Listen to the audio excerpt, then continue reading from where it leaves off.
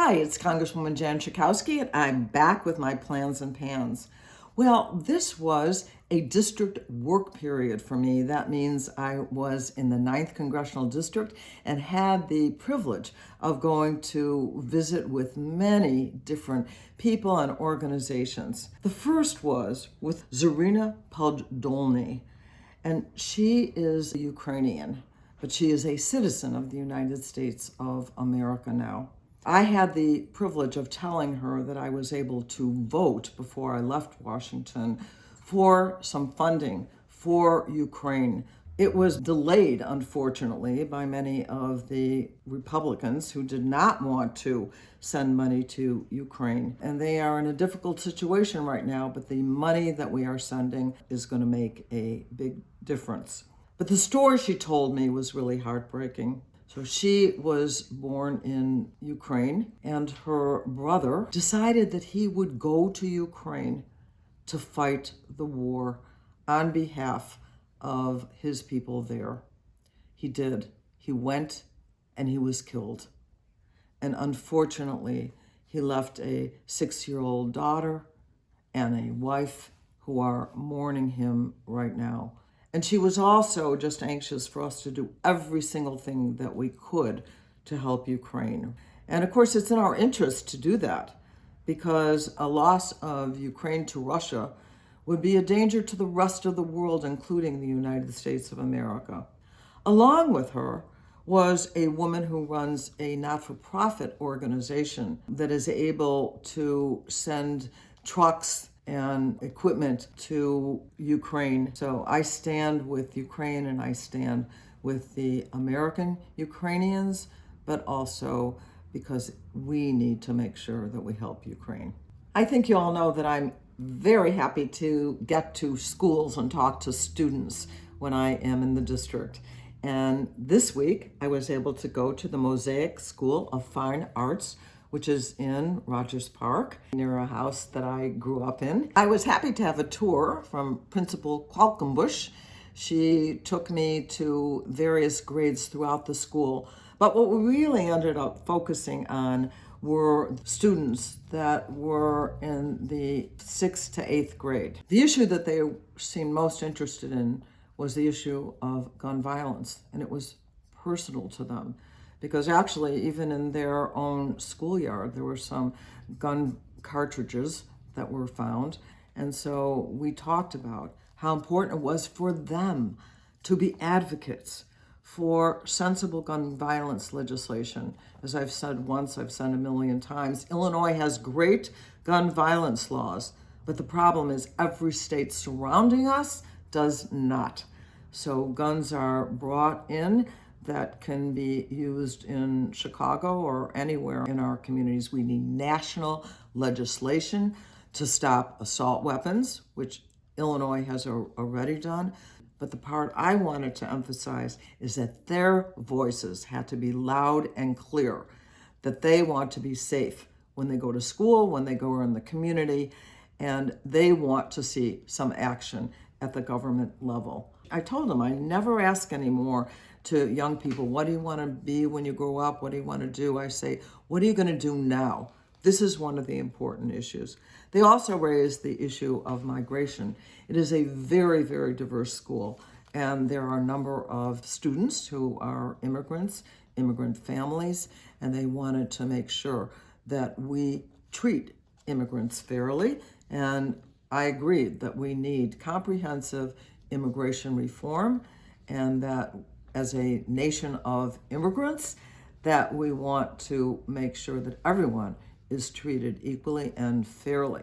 I've told you before, I myself am a first-generation American, and so I wanted to make sure that I stood in solidarity with them. They asked a lot of really good questions, even personal questions. What did I think are the most important things that I've done? Where'd you get the courage to run for office? And at the end of the day, I encourage them to have the courage they need to stand up and, when they're able, to run for office. I went to the largest employer in Morton Grove to see what they were doing. Xylem is a water infrastructure company It's worldwide, but they have 500 employees right there in Morton Grove that deliver every kind of service, every kind of infrastructure program that you can think of all around the world, from the lowest income countries in the world to the most sophisticated in our own community.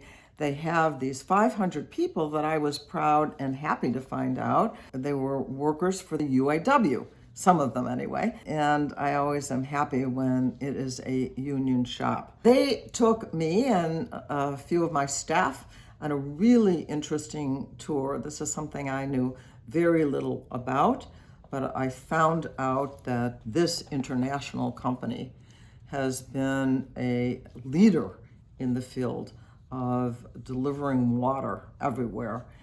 And then I was able to make my second visit to Crystal Lake High School. This is a new part of my district that I'm so happy to have. State Representative Suzanne Ness also was with me, and I was really glad to be with her. I had met Suzanne before. She is a great state representative, meaning, of course, that she's in Springfield while I am in Washington, and it's a pleasure to be able to work with her. The students that I met with were particularly interested in government. This was part of a government class. These students were so incredibly engaged. They couldn't understand how it wasn't a requirement to graduate from high school to learn about the Constitution, about government, and how it works.